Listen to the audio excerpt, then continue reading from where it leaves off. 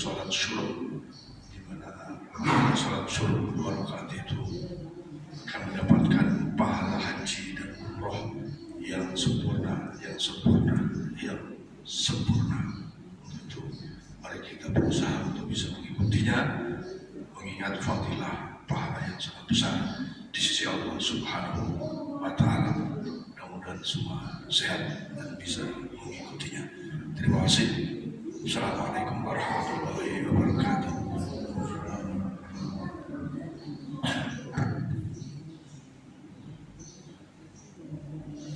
Allahu sadri wa yassir li amri wahlul 'uqdatam min lisani yafqahu qawli. Amma ba'du. Hadirin hadirat Bapak Ibu jamaah Masjid Darussalam, jamaah salat subuh yang insyaallah senantiasa dirahmati, diridhoi dan selalu di dalam ma'unah pertolongan Allah Subhanahu wa Ta'ala, sehingga kita bisa istiqomah melaksanakannya dalam sisa-sisa kehidupan kita. Satu kenikmatan yang sangat luar biasa Allah anugerahkan kepada kita. Tidur kita itu seakan awal kematian kita, dan alhamdulillah, masya Allah, bangunkan. Maka setiap bangun tidur kita selalu berdoa kepada Allah. Kalau sebelum tidur doanya yaitu Alhamdulillah alladzi ahyana ba'dama amatana wa ilaihin nusyur. Doa bangun tidur. Alladzi ahyana. Allah alladzi adalah zat yang ahyana, yang menghidupkan kita. Ba'dama amatana, setelah Allah mematikan kita. Ya. Maka bersyukur kepada Allah kita masih dibangunkan oleh Allah sehingga hidup kembali dan melaksanakan berbagai titah-titah perintahnya. Bapak Ibu sekalian, bulan yang ketiga kita mengadakan kuliah subuh. Tentu banyak fadilah, manfaat dan pahala yang kita peroleh bagi peserta, bagi Bapak Ibu sekalian, bagi jamaah yang mengikutinya, apalagi dengan kita melaksanakan sholat syuruk atau sholat isyraq. Sangat luar biasa. Inilah satu keistimewaan bagi umat Muhammad sallallahu alaihi wasallam yang sesungguhnya kita harus berupaya meraihnya. Karena sholat isyraq itu syaratnya adalah mengikuti jamaah subuh dan berzikir, bertasbih, termasuk thalabul ilmi. Baru waktunya syuruk kita sholat syuruk. Berbeda dengan sholat duha.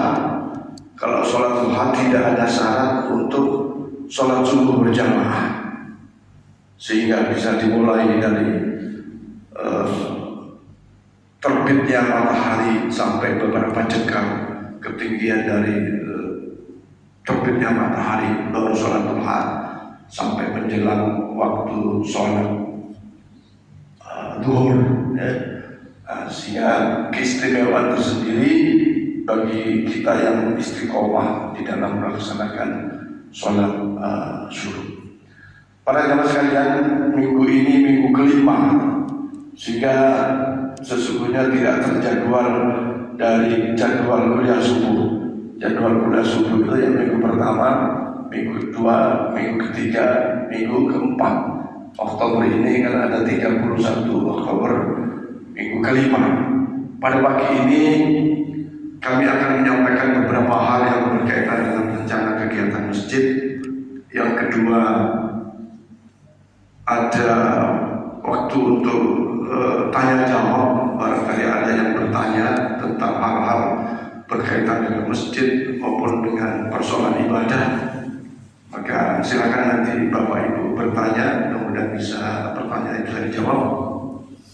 Yang ketiga, mungkin nanti Pak Thohir akan menyampaikan sedikit pesan-pesan, ya. Dan terakhir adalah kita menikmati sarapan pagi atau paginya apa?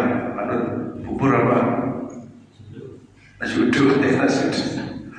Para jemaah sekalian, bahwa alhamdulillah masjid kita yang seperti ini, tentu saja keadaan seperti ini belum tuntas, belum selesai.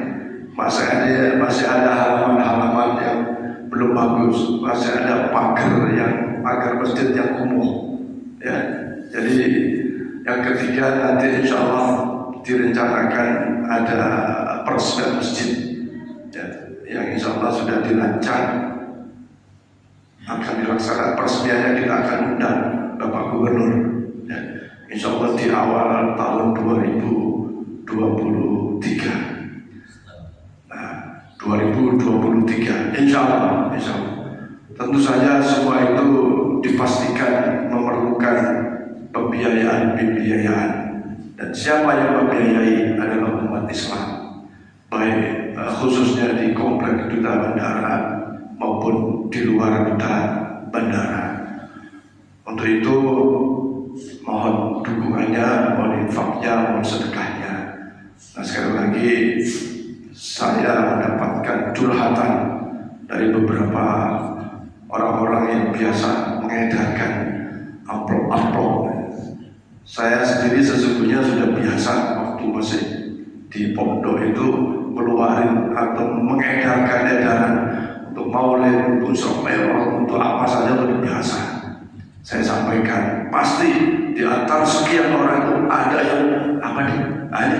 Gak pakai babi tapi langsung memberikan infaknya atau sedekahnya, karena ia paham sesungguhnya sedekah infak bukan untuk siapa-siapa, walaupun secara zahir untuk masjid, tapi hakikatnya kembali kepada diri masing-masing yang bersedekah. Yang kedua, sedekah tidak dipatok dengan sekian nilai, tapi sesuai dengan niatnya, sesuai dengan keikhlasannya. Sedekah yang terbaik, sedekah terbanyak dan ikhlas. Yang terbaik, yang banyak, yang ikhlas, sesuai kemampuan masing-masing. Nah, para jemaah sekalian, di samping terus kita melengkapi, menyempurnakan masjid kita secara non fisik, kami juga akan menetapkan imam-imam rawatib sebagai bagian daripada ketentuan adanya Dewan Kemakmuran Masjid atau takbir masjid. Insya Allah nanti kita akan tetapkan beberapa imam, dan imam-imam ini sebelumnya tentu sudah dilatih untuk setiap malam Rabu. Ada imam baru yang akan kita tunjuk, adalah kalau yang lain sudah biasa ya, seperti misalnya seperti saya, Pak Haji Rudi, Pak Sutowo Haji yang tadi dari kemarin beliau minta untuk mengimami sholat subuh dengan surat Al-Mulk. Alhamdulillah bisa sampai saya yang agak gemetar, tapi alhamdulillah beda, Bapak Ibu sekalian, beda baca Quran pada saat sholat atau mengimami atau baca Quran di luar sholat. Ya, nanti saya mohon dengan hormat Pak Haji Sabikis juga akan aktif kembali untuk mengimami. Ada jadwalnya dari subuh, duhur, asar, maghrib, isya, hari Ahad, hari Senin, Selasa, Rabu, Kamis, Jumat, ketemu Sabtu lagi. Nanti akan kita berikan daftar ini, ya, sehingga ada urutan 1, urutan 2, urutan 3. Dimaksud urutan ini bukan apa-apa. Urutan 1 itu seakan-akan dia menjadi yang apa ya, katakanlah seakan-akan dia wajib gitu. Yang kedua, kalau yang pertama berhalangan, yang kedua harus jangan sampai kita lihat di beberapa masjid itu main dorong-dorongan. Yang didorong nggak mau, gitu kan? Akhirnya orang lain yang keluar, akhirnya orang lain yang maju. Yang masjid kita sudah seperti ini harus kita kelola dengan tertib, dengan baik. Nah, di antara imam yang baru adalah Pak Eko Mulyawan. Kita sudah tes Fatihahnya. Ya tentu Fatihah saya, Fatihah imam-imam yang ada ini tidak seperti Abdurrahman pokok lupa namanya ya, imam-imam di Masjidil Haram ya, Imam Sudais ya, tidak seperti itu ya, nggak bisa kita ada, tidak seperti kori yang luar biasa, tapi insya Allah standar bacaannya sudah dapat dibenarkan di dalam kaidah warattilil Qur'an tartila ya, insya Allah. Jadi Pak Eko nanti siap-siap sesuai jadwal. Cuman yang baru-baru ini adalah yang sirri dulu, seperti sholat zuhur, sholat asar. Karena perlu mental, perlu ya betul. Kalau lemah itu gemetar. Oh di sini pernah ada sholat itu batal, pernah ya. Tapi sekarang imamnya sudah alhamdulillah lancar. Dulu sholat isya ya Pak Herman pernah, bukan Pak Herman, imamnya bukan batal. Karena apa? Ya begitu, ada suatu keadaan yang membuat kita jadi mungkin ragu dan seterusnya. Ada nanti Pak Sugianto ya. Pak Sugianto kita sudah tes bacaannya ya. Nah, kita tempatkan pada waktu sholat-sholat yang syirri ya, seperti tadi dua rasa. Setelah itu nanti kita naikkan menjadi sholat-sholat maghrib. Ini regenerasi. Kita tidak tahu umur ya, seperti saya orang tua juga tahu-tahu apa namanya meninggal ya kan, ada regenerasi. Jangan sampai seperti masjid lain yang ada di Pontianak itu gara-gara yang awal sudah ada diganti oleh orang baru dan suasana berubah total. Yang tadinya ada bilik-bilik, tidak ada lagi bilik, habis. Artinya ada acara-acara tahlilan, enggak ada. Tadinya ada yasinan, enggak ada sama sekali. Tadinya ada salim-salim, enggak ada lagi. Berubah. Ada beberapa masjid yang seperti itu, termasuk di beberapa tempat di Jawa itu juga kayak gitu. Jadi kita pondasikan masjid kita dengan tumbuhnya generasi-generasi kita. Bayangkan Pak Bu, kalau masjid tidak ada imam yang baik, menes. Ada masjid itu Bu, imamnya yang paling tinggi hafalnya surat Atin, surat Mati. Itu subuh di bawah surat Mati, subuh di bawah surat yang miskinnya yang pendek-pendek. Ya soal-soalnya sih sekali. Rasanya kok sholat subuh baca surat Kulhu itu kan ringan banget gitu ya, ringan banget. Padahal orang mau bangun subuh itu susahnya luar biasa, Nah, jadi imam kita tetapkan imam rawatib dengan nama-nama yang ada, yang Pak Haji apa namanya, Pak Haji Suradi, Pak Mahrani, ya. Kemudian Pak Nur Rahim, Pak Tohir, ya. Dan saya berharap imam-imam yang ditunjuk ini memperbaiki bacaannya, memperbanyak hafalan-hafalannya, dan jadilah imam termasuk saya, imam yang disukai oleh jamaahnya.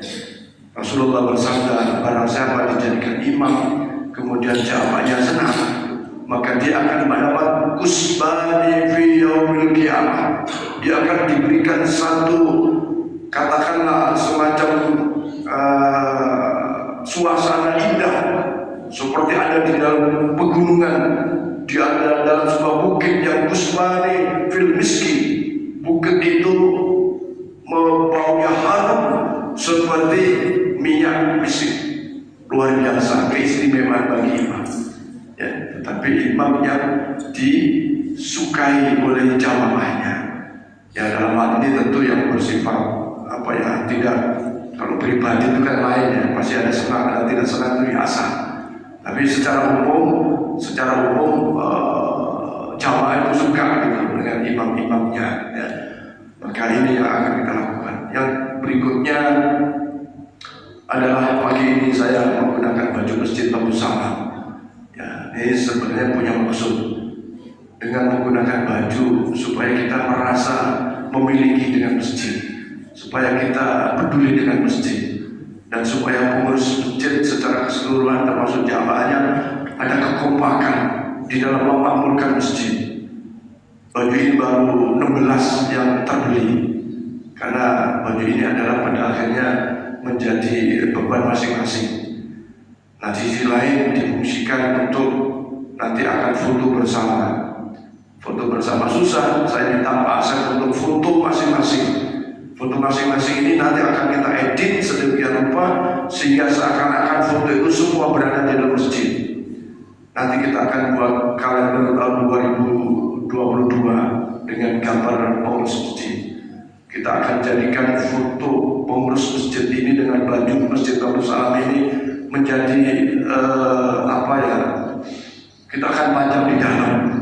10 tahun ke depan cucu kita akan lihat, oh itu fotonya Pak Haji Skiman misalnya gitu, misalnya karena beliau masih nasib, oh ini fotonya Pak Haji Sabikis, Pak Haji Bor, ini foto Farhan, akan menjadi kenangan di masa yang akan datang.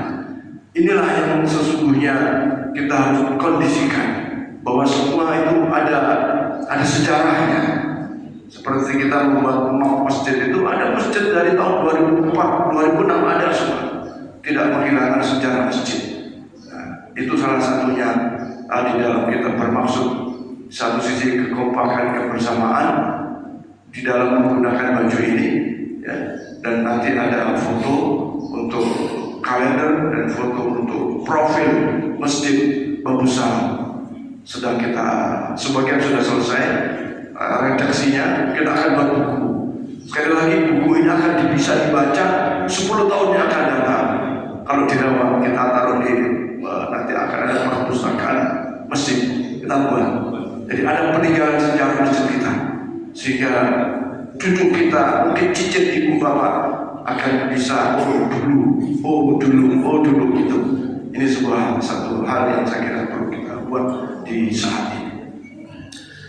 Para sahabat sekalian, jadi itulah beberapa rencana ke depan, termasuk nanti ada rencana pembangunan pagar masjid, ada halaman masjid, dan bahkan akan dibangun TPA Masjid Bambu Salam. Tentang TPA ini saya sangat memprihatinkan, pesertanya terus berkurang. Sementara kita tahu anak-anak itu belum mahir, belum bisa baca Quran. Nah, saya minta Pak Kepala TPA bisa dievaluasi apakah gurunya, apakah orang tuanya, dan lain sebagainya. Dan tadi malam sudah diperkirakan untuk membangun lokal TPA di pojok sebelah sini itu ya insya Allah mulai tahun depan akan dicoba untuk kita buatkan supaya anak-anak TPA tidak berada di dalam masjid. Karena masjid kita sudah alhamdulillah karpetnya, sejadahnya sudah lebih bagus. Hanya persoalannya Pak Subari udah lunas belum Pak Subari? Belum lunas ya. Apa yakin Pak lunas? Bayangkan kita bilang nanti aja Pak dikirim. Enggak. Pokoknya saya kirim dulu. Tinggal masjidnya payah. Tapi kami meyakini akan ada pertolongan Allah Subhanahu wa taala. Karena ini tempat sujud kita. Kalau sujud terus bau kan tidak nyaman. Kemudian suasana masjid seperti ini kalau karpetnya pun ya begitu kan. Akan lebih nyaman kalau karpetnya seperti ini. Kami yakin akan ada pertolongan Allah Subhanahu wa taala. Sesungguhnya sengaja kami tidak bergerak keluar. Kita menunggu datangnya amplop, datangnya sumbangan. Tapi alhamdulillah mengalir terus. Kemarin 2 juta, ada 500, ada yang 300, ada yang 20.000, tidak ada masalah. Sesuai dengan niat masing dan kemampuan masing-masing. Tapi saya bilang sama pengurus, ayo bulan November kita jemput sedekah.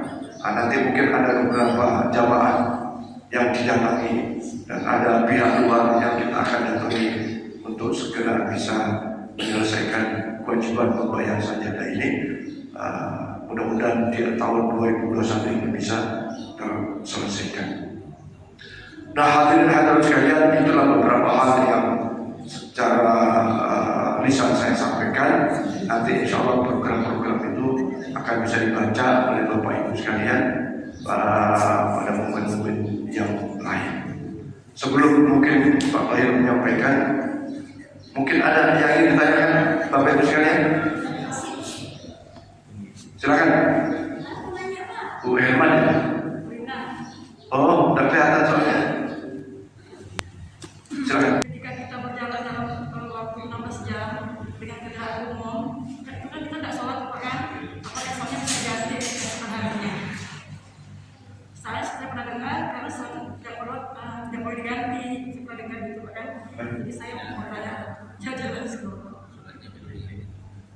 Ya. Terus maaf saya agak tadi yang pertama tentang mu'alaf ya. Suami mu'alaf, apakah sholat istri itu wajib untuk wajib ibadah? Oh ya. Mu'alaf mempunyai kewajiban sunnah taklif mendapatkan hukum atau pahala atau sebaliknya azab atau siksa ya. Nah, bagaimana terhadap yang mu'alaf ini? Tentu saja ya Allah itu kan Maha Rahman, Maha Rahim. Contohnya kalau ia sholat Fatihahnya belum sempurna, insya Allah dimaafkan ya, sesuai dengan kemampuannya. Sholatnya belum benar, ya kewajibannya belajar. Tapi yang pasti begitu ia masuk Islam, maka melekat kewajiban kepadanya untuk ibadah. Nah, di dalam ibadah ini tentu bisa jadi belum sempurna dari syarat dan rukunnya karena belum paham, maka kewajiban utama dia atau mereka menuntut ilmu tentang syariat agama Islam. Yang parah itu adalah Islam murtad. Islam keluar dari Islam, itu disebut murtad. Kata Rasulullah, orang yang murtad itu andaikan ada binatang mati. Ini perbandingan, ini boleh Bapak Ibu baca di kitab baik di Riyadhus Shalihin atau di kitab Nailul Autor, itu dijelaskan. Orang murtad itu bandingannya kalau ada binatang meninggal mati, itu seakan kalau dikubur dengan sempurna itu lebih baik daripada orang murtad mati. Paham maksudnya ya? Tak perlu lagi dihormati atau bahkan di dalam hadis lain itu halal darahnya sampai segitu. Ya, ini bukan pendapat saya, tapi silakan baca ilmu buku hadis sampai segitunya kan. Orang Islam terus keluar namanya murtad. Namanya murtad, na'udzubillah summa na'udzubillah. Ketahuilah Bapak Ibu sekalian, hidup ini bukan hanya di dunia, tapi juga hidup di akhirat. Mudah-mudahan selalu terbimbing ke jalan syariat agama Islam. Bedanya gitu ya. Kemudian yang kedua, orang dalam perjalanan terus selama 16 jam, 17 jam pakai kendaraan umum, tapi kita tidak bisa sholat karena pakai kendaraan umum. Apakah sholat? oh ya. Dalam sholat itu wajib, sama dengan puasa yang wajib. Tetapi pada saat ia menjadi musafir dalam perjalanan, maka ada hukum tersendiri. Namanya orang tersebut mendapatkan keringanan, disebut sebagai rukhsah. Ya, maka sholat itu boleh dijamak, boleh dikosor. Dijamak itu diringkas antara zuhur dan asar atau asar dan zuhur, itu jamak. Maghrib dan isya itu namanya jamak. Maghrib ditaruh di isya, jamak akhir. Isya ditaruh di maghrib, namanya jamak takdim. Ya, dikumpulkan dua waktu menjadi satu waktu, itu dijamak. Yang kedua ada dikosor, diringkas dari 4 rakaat menjadi 2 rakaat. Itu bagi musafir. Cuma musafir ini juga ada syaratnya. Apa syaratnya? Yang pertama, perjalanannya bukan untuk maksiat. Nah, ini penting Bu. Ibu dari Pontianak pergi ke Singkawang, tapi di sana mau maksiat. Ya entah apa maksiat itu, pokoknya sesuatu yang menimbulkan dosa. Tidak boleh kosor, tidak boleh jatah. Tapi kalau dari Pontianak ke Singkawang, tujuannya silaturahmi, boleh ibu meringkas sholatnya atau mengumpulkan sholatnya. Zuhur misalnya, nanti sholatnya waktu asar saja. Setelah di tempat misalnya, itu namanya jamak akhir. Atau dikurangi dari 4 menjadi 2. Jadi syaratnya perjalanannya tidak dalam rangka maksiat. Mau ke situ mustikawah tapi mau judi, ya nggak boleh. Nah, yang kedua syaratnya ada masa qatul qasri, ada jarak yang ditempuhnya itu minimal menurut Imam Ghazali salah satu ya, kurang lebih 85 km. Ya kalau ibu dari Duta Bandara pergi ke Mega Mall di kosong ya belum boleh. Ya, itu syaratnya. Tetapi tentang pakaian tadi Bu ya, sholat itu kan syaratnya apa? Nutup aurat. Kalau ibu sekarang pakai jilbab panjang, pakai baju sampai di kaki, terus lengannya panjang itu boleh, tidak harus pakai mukena seperti itu. Ya, karena syarat sholat bagi Pak Ibu adalah nutup aurat. Nah, nutup auratnya itu tidak mutlak harus mukena. Sekarang udah banyak di mall-mall itu sholatnya dengan baju yang dipakai tadi, baju yang dipakai belanja tadi. Nah, tetapi sudah memenuhi syarat nutup aurat, maka itu boleh. Ya, maka boleh. Nah, yang ketiga tentu Bapak Ibu sekalian, orang mukmin muslimah yang baik itu kalau ia bepergian sudah dirancang dulu. Nanti sholat zuhurnya di sana, nanti sholat asarnya di sana, itu sudah begitu. Kalau kita sudah terbiasa sholat di awal waktu, atau terbiasa dengan melaksanakan sholat, itu pasti dirancang. Ya, maka pakai baju yang bisa sholat, pakai baju yang suci, tidak baju yang najis, sehingga jangan sampai perjalanan yang katakanlah menyenangkan dalam sisi dohir kita, tetapi menimbulkan maksiat. Apa maksiatnya? Tidak sholat. Nah, ini kan boleh apa kalau umpamanya kata orang Jawa gitu, cari makanan besar tapi cuma dapat sebijinan nasi. Nah, ini yang harus kita hindari. Jadi, sebelum berangkat sebagai musafir, persiapkan dengan pakaian yang mudah untuk kita melakukan kewajiban. Bahkan kalau perjalanan itu bisa di tempat yang jauh, tidak ada air, boleh pakai tayamum. Di pesawat boleh tayamum.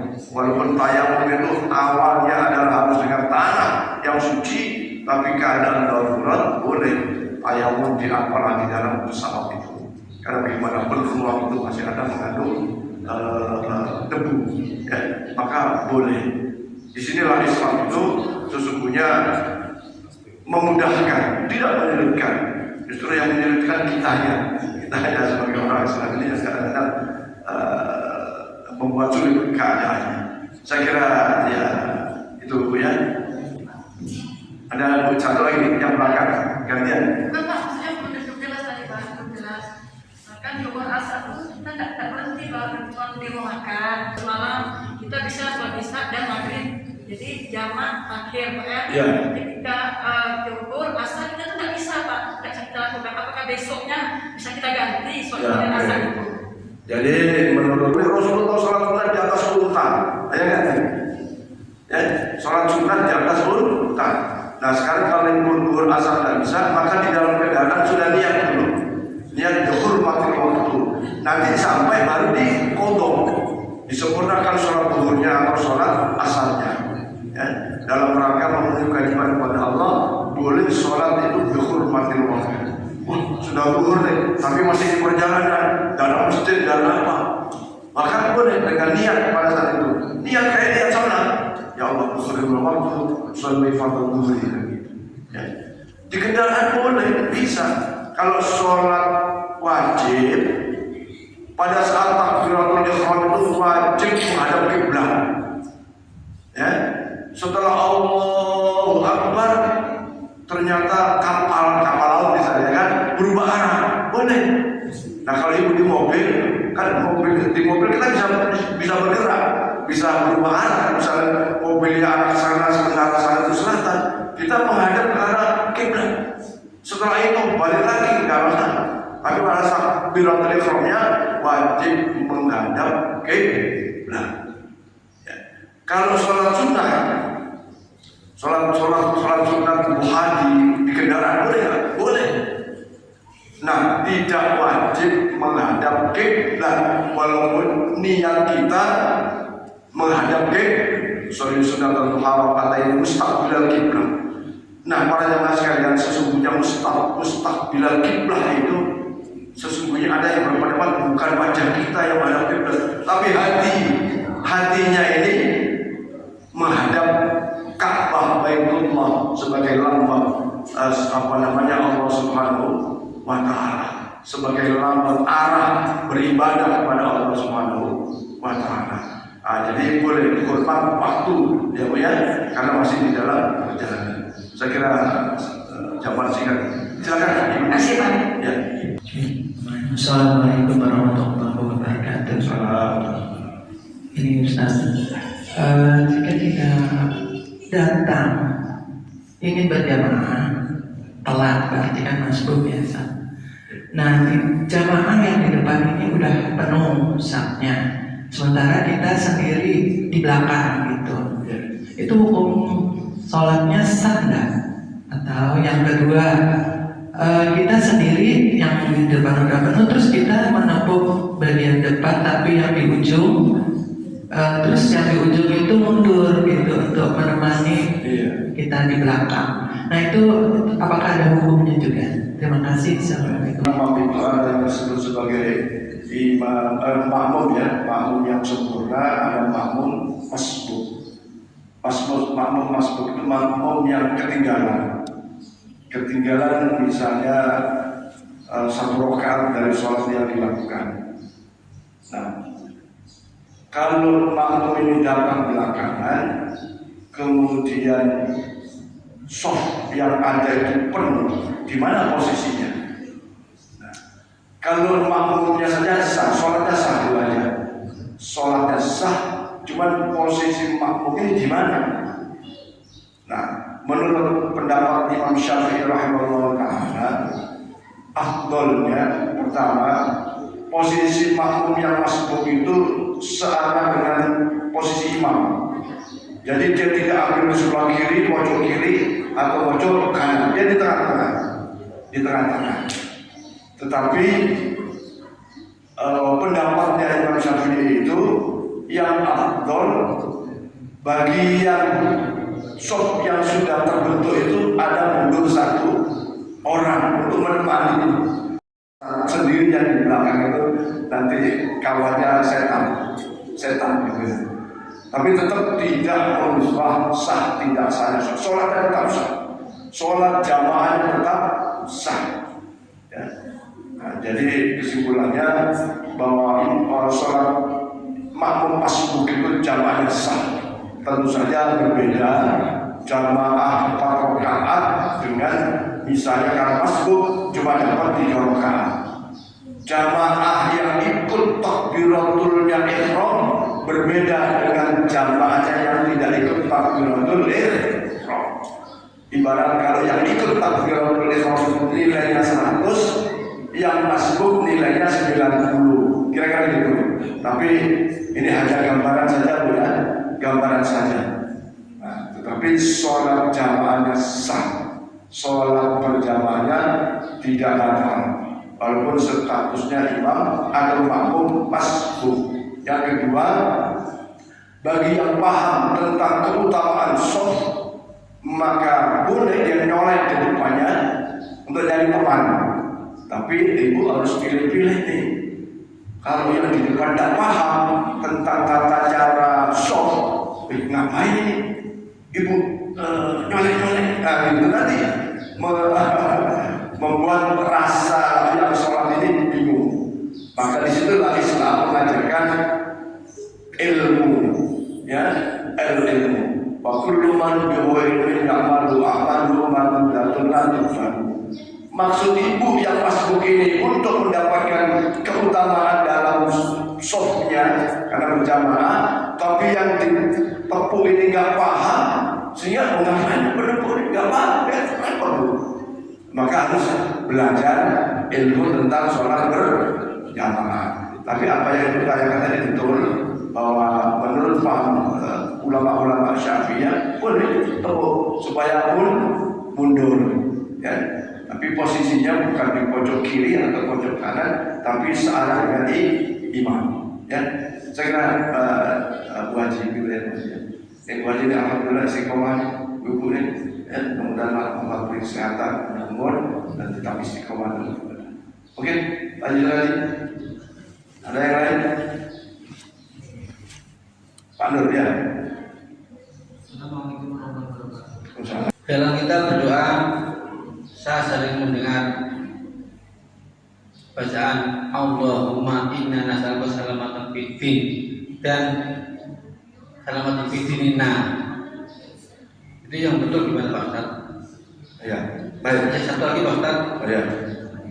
Dalam berdoa kita mohon ampun kepada Allah untuk orang tua kita. Allahumma lana Durbana atau gimana Pak Ustaz yang benar Ya. Terima kasih. Baik. Para jamaah sekalian, sesungguhnya orang berdoa itu kan harusnya tahu. Doa itu kan minta. Ya, doa itu minta. Sekarang minta tapi tidak tahu. Diucapkan tapi tidak tahu artinya. Gimana Bu? Dari sinilah keutamaan. Ada urutannya tadi. Ada urutannya ya. Minta jangan C diminta. Ya. Ya. Jadi afdolnya yang berdoa itu minimal paham maknanya. Paham maknanya. Tetapi bukan berarti terus tidak boleh saja. Karena namanya al-ma'furat itu doa-doa yang dicontohkan oleh Rasulullah itu kan tidak semua kita tahu artinya, kecuali orang yang ngerti bahasa Arab. Makanya kenapa inna hadzal Qur'an, sesungguhnya Quran itu diturunkan dengan Arabiyyun, bahasa Arab. La'allakum ta'qilun. Ujung ayat itu disebutkan la'allakum, supaya kalian itu ta'qilun, mikir. Mikir itu artinya belajar daripada bahasa Arab atau arti daripada Al-Quran. Nah, para jamaah sekalian, intinya tidak apa-apa. Karena apa? Doa yang dibaca itu adalah doa-doa yang ada di dalam Quran. Orang baca Quran harus tahu arti ya, Bu? Tidak harus. Baca Quran itu walaupun tak tahu artinya, tetap dapat pahala. Doa-doa yang diucapkan oleh imam-imam kita, saya yakin tidak semua tahu artinya, termasuk saya. Untuk berdoa. Jadi boleh, karena itu Al-Quran. Kenapa itu doa-doa dicontohkan oleh Rasul, jadi boleh banget. Tapi afdolnya lagi adalah tahu maknanya. Ya. Kalau harus tahu artinya, waduh, susah jadi imam. Karena kita bukan orang Arab, betul kan? Kita orang Jawa. Ya seperti baca Quran dan kata artinya, tapi tetap dapat pahala, berpahala. Ya. Jadi boleh padu walaupun tidak tahu artinya. Nah, yang harus tahu artinya itu doa-doa khusus dari bapak ibu masing-masing. Ya, dari bapak ibu masing-masing. Nah, imam doa mengikut tulisan kalimat dari Al-Quran, kalimat dari hadis-hadis Rasulullah SAW, seperti yang dibaca imam-imam di masjid kita. Ya. Jadi jangan ragu Pak, kalau nanti baca doa dan artinya, waduh, tidak sah, insya Allah sah. Ya, Pak Haji Surati, bahasa orang Jawa, suruh mengartikan bahasa Arab, ya, susah. Sekarang antara Allah wa inna nas'aluka salamatan fi dinina wa afiatan fi jasadina. Gimana? Ini kan persoalan ilmu nahwu. Ya. Dalam ilmu nahwu itu ada yang namanya kalimat yang batin. Ya. Kenapa? Contoh, Allahumma inna nas'aluka. Ini adalah bentuk jamak, kami. Kalau Allahumma ini berarti saya. Ya Allah, ya Tuhanku. Kalau Allahumma inna, Tuhan kami. Nas'aluka, kami meminta. Nas'aluka, kami as'aluka pakai hamzah, as'aluka saya meminta. Bedakan. Nah, imam seharusnya selalu menggunakan makna-makna jamak. Allahumma inna nas'aluka, bukan as'aluka. Allahumma inna, bukan ini, ya gitu ya. Itu kalau tahu ilmu nahwiyah. Kalau enggak kan ya yang dimaksudkan mendoakan kami semua. Enggak masalah. Nas'aluka salamatan fi dinina. Ya Allah, kami meminta selamatkan dunia kami. Nah, dibaca fi dinina itu yang disebut pemborosan, tapi boleh. Kenapa? Di awal sudah Allahumma inna nas'aluka. Kalau as'aluka fi dinina secara ilmu nahwu ya boleh. Tapi kalau Allahumma inna nas'aluka salamatan fi dinina, di dalam ilmu nahwu itu disebut dhamir yang tidak perlu. Kenapa? Sudah ada nanya. Jadi cukup dengan Allahumma inna nas'aluka salamatan fi din. Boleh, tapi harus tahu nah yang di awal, karena nah ini menjadi atof dari fiddin tadi itu ya. Tapi kalau dibaca Allahumma inna as'aluka fi dinina boleh, salamatan fi dinina boleh. Tapi kalau dibaca kayak tadi Allahumma inna nas'aluka salamatan fi dinina boleh saja, tapi harus dipahami bahwa nah di situ adalah bermakna jamak, bermakna kami. Nah, gitu ya, benar. Tapi kalau dalam sisi bahasa ada pemborosan makna, tapi boleh, tapi sah ya, dan seterusnya. Nah, kalau yang kedua tadi, yang tanya lupa. Doa Allahumma fir al-Qur'an Rabbi firli wa liwalidayya warhamhuma kama rabbayani shaghira. Itu doa untuk ya Allah ya Tuhan kami, ampuni dosaku dan wali-walidayya, kedua orang tuaku. Sekarang doanya enggak pakai Allahumma fir lana wali-walidayna gitu. Enggak pakai Allahumma fir lana dzunubana. Itu seperti gini, Bu. Ya Allah ampuni kedua orang tuaku. Ya Allah ampuni kedua orang tuaku. Tapi kalau Allahumma ighfir lana dzunubana, ya Allah ampuni dosa-dosa kedua orang tuaku. Jadi lebih dirinci. Ya. Nah, kalau sudah dirinci, ya boleh jadi teringat dosa ini, dosa itu, itu bedanya. Tapi yang dimaksud ya Allah ampuni kedua orang tuaku, apa yang diampuni? Ya tentu maknanya kesalahannya, dosanya. Tapi ini bertegas dengan doa-doa Nabi, dengan doa-doa para sahabat awliya itu, Allahumma ighfir lana dzunubana, gitu. Ada disebut dzunubana itu artinya dosa. Ya. Kemudian yang terakhir tentang urutannya. Ya. Sesungguhnya kan ada pembuka, ada isi, ada penutup. Ya, doa yang dicontohkan oleh Rasulullah itu doa yang diawali dengan alhamdulillah, bismillahirrahmanirrahim, alhamdulillahirabbil alamin. Ada hamdalahnya. Kemudian berikutnya ada sholawatnya. Ya, bismillahirrahmanirrahim, alhamdulillahirabbil alamin, Allahumma shalli ala sayyidina Muhammad misalnya. Tidak langsung Allahumma rabbana hab lana, itu. Ya, tapi setelah bismillahirrahmanirrahim, habis itu ya terserah, tidak ada mutlak harus A, B, C, D, C, isinya.